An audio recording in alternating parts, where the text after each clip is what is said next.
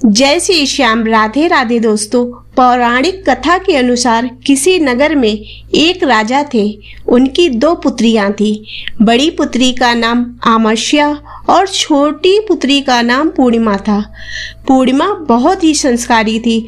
वह दूसरों के साथ अच्छा व्यवहार करती थी, हमेशा दीन दुखियों की सेवा करती थी, भगवान की पूजा करती थी और घर में भाभियों के साथ मिलजुल कर घर का सारा काम करवाती थी, जिस कारण भाभियां भी उससे बहुत स्नेह करती थी। किंतु आमस्या उससे बिल्कुल अलग थी। वह ना तो किसी के साथ अच्छा व्यवहार रखती थी, ना ही किसी की सेवा करती थी।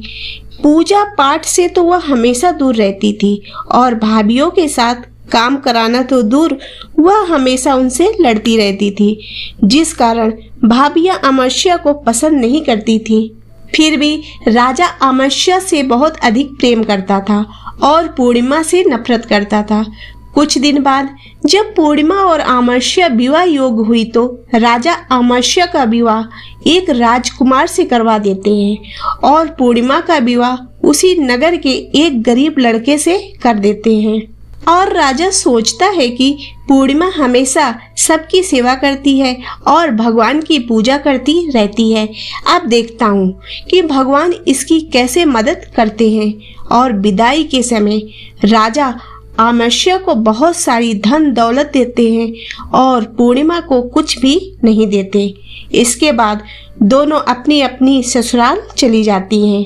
आमस्या ने अपने घर में शिव जी की पूजा करवाई, जिसमें उसने पूरे गांव वालों को अपने घर बुलाया, लेकिन पूर्णिमा को नहीं बुलाया।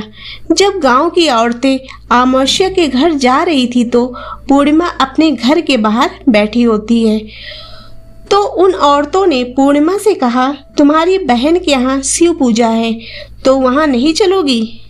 पूर्णिमा ने कहा, पर हमें तो बुलाया ही नहीं है। तो उन औरतों ने कहा, क्या मतलब नहीं बुलाया? अरे वो तो शिव जी की पूजा है, वहाँ पर बुलाने का क्या मतलब? तुम चलो हमारे साथ। पूर्णिमा उन औरतों की बात मानकर आमस्या के घर चली जाती है। जब आमस्या पूर्णिमा को देखती है तो वह गुस्से में बोलती है, तुम यहाँ क्या कर रही हो? मैंने तो तुम्हें नहीं बुलाया। खैर, आप आ ही गई हो तो एक कोने में बैठी रहना, इधर उधर न घूमना।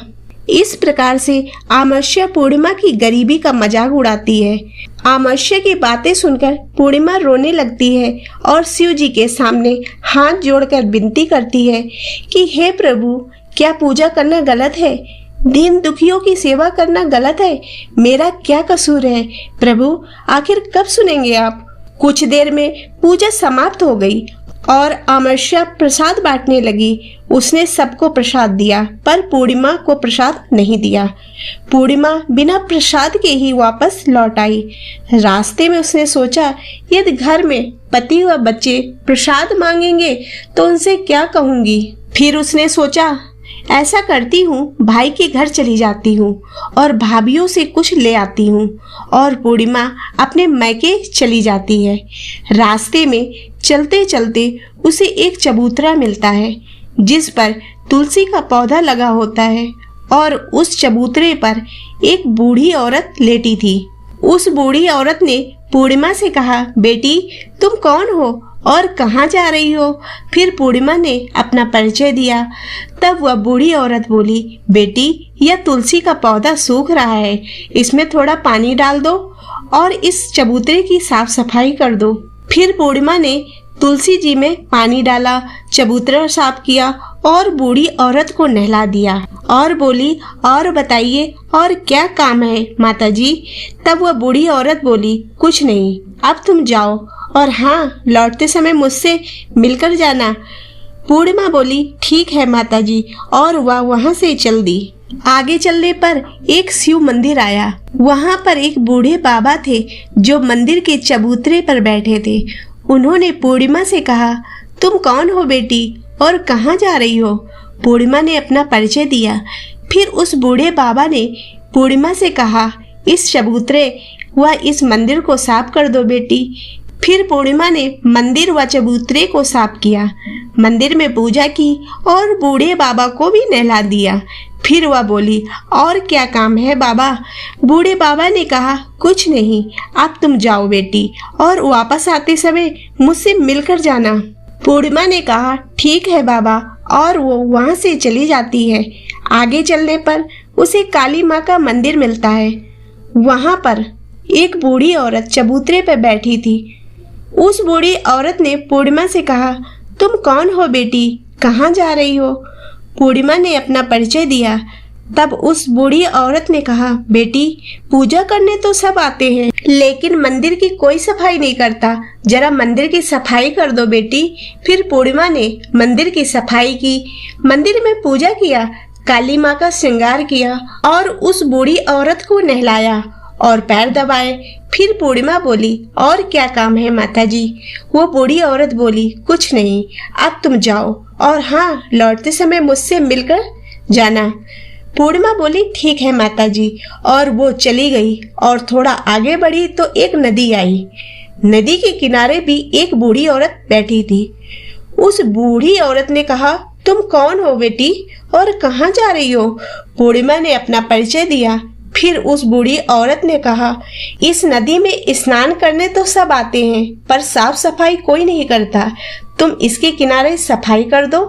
पूर्णिमा ने कहा, ठीक है माता जी। पूर्णिमा ने नदी के किनारे सफाई की और बोली, और कोई काम है माता जी? बूढ़ी औरत बोली, नहीं बेटी, अब तुम जाओ, लौटते समय मुझसे मिलकर जाना। पूर्णिमा बोली, अच्छा माता जी। इसके बाद पूर्णिमा नाव में चली तो नाव फूलों से सज गई।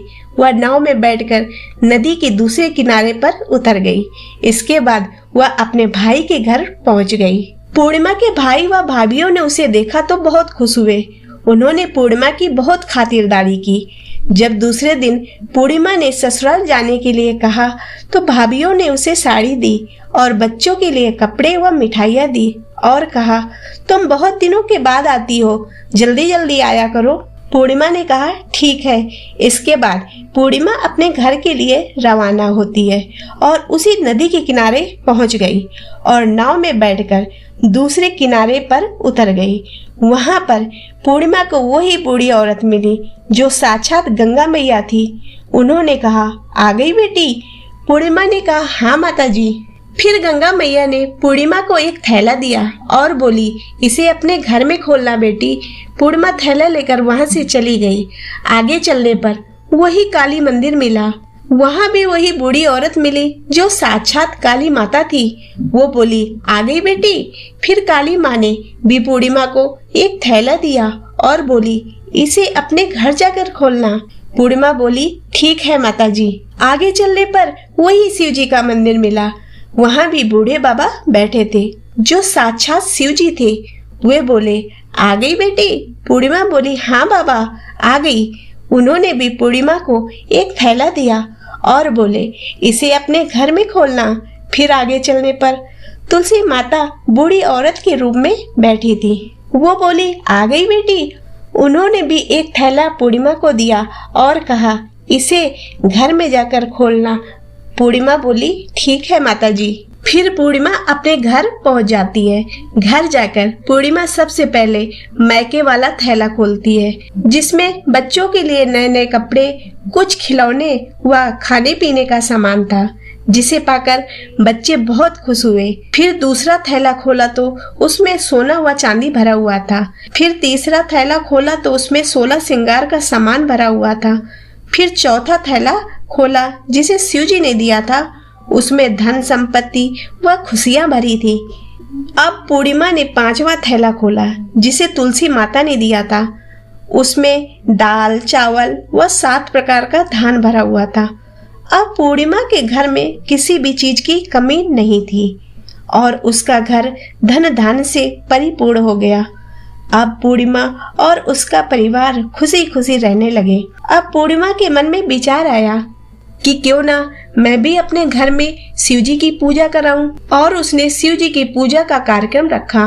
पूर्णिमा ने गांव से सभी लोगों को बुलाया और अपनी बहन के घर भी गई अपनी बहन को बुलाने के लिए। अब अमावस्या अपनी बहन के घर शिव पूजा में आई तो उसने देखा कि पूर्णिमा के घर में किसी भी चीज की कमी नहीं है। इतनी धन दौलत देखकर अमावस्या आश्चर्यचकित रह गई और उसने पूर्णिमा से कहा, तुम्हारे घर में इतनी धन दौलत कैसे आई?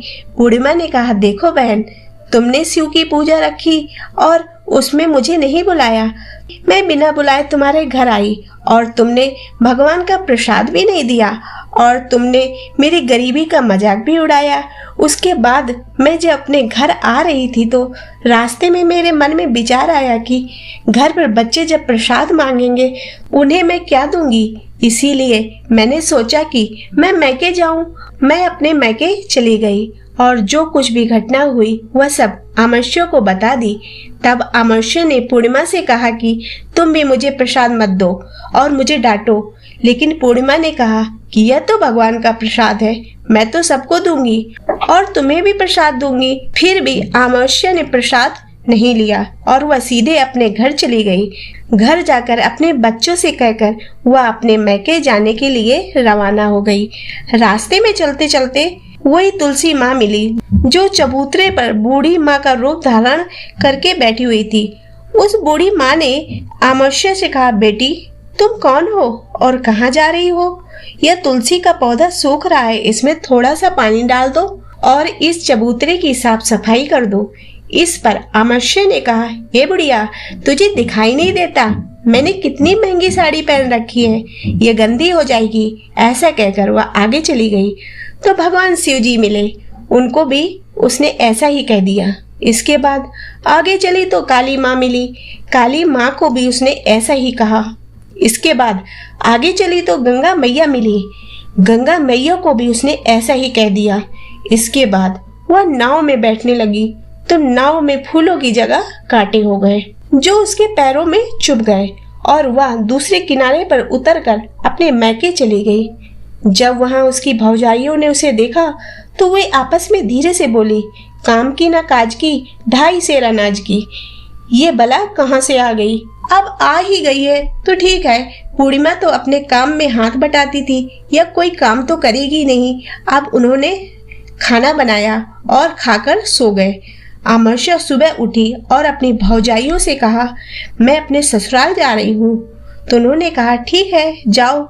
अमावस्या बोली, पूर्णिमा को तो तुमने एक थैला दिया था और मुझे कुछ नहीं दोगी? भौजाइयों ने कहा, तुम घर जाओ, थैला तुम्हारे घर पहुंच जाएगा। फिर वह सीधे वहां से रवाना हुई और नदी किनारे आकर नाव में बैठकर दूसरे किनारे पहुंची। वहां गंगा मैया बूढ़ी माँ का रूप धारण करके बैठी हुई थी। बूढ़ी माँ ने कहा, आ गई हो बेटी? तो उसने कहा, हाँ आ गई।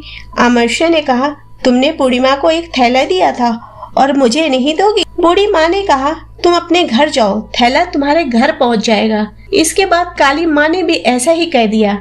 इसके बाद भगवान शिव ने भी ऐसा ही कह दिया। इसके बाद तुलसी माँ ने भी ऐसा ही कह दिया। इसके बाद जब वो अपने घर पहुंची तो आंगन में 5 थैले रखे हुए थे। अमावस्या ने अपने मन में सोचा कि आज तो मैं निहाल हो गई। उसने जल्दी जल्दी सभी थैलों को खोला। उसमें किसी में मिट्टी तो किसी में पत्थर तो किसी में कंकड़, किसी में कोयला, किसी में सांप बिच्छू भरे हुए थे। यह सब देखकर अपना सर पकड़कर कहने लगी, हे भगवान, मुझे मैके में भी कुछ नहीं मिला और इन थैलों में भी कुछ नहीं मिला।